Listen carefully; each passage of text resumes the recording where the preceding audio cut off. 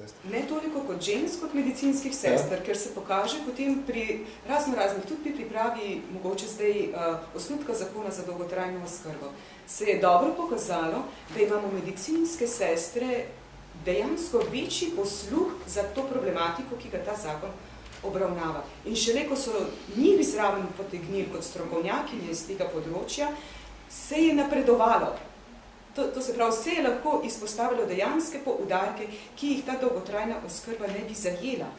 In ta praksa bi nam mogla biti nekako vzor, da v vseh odločanjih v okviru zdravstva upoštevamo medicinsko sestro kot neko strokovnjakinjo, ki ni podrejena zdravniku, ampak je njegov usporedni.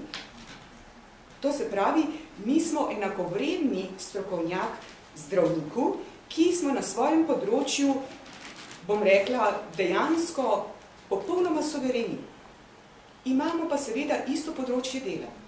In če bi se to upoštevalo v vse ravni odločanja, bi bilo tudi za zdravstveno oskrbo prebivalstva veliko bolje poskrbljeni. Ker nek zdravnik zelo težko se vživi v vse potrebe, naprimer negovanega bolnika, ki mora biti dolgotrajno negovan. Dejansko ima te sposobnosti in strokovne kompetence, pravzaprav medicinska sestra.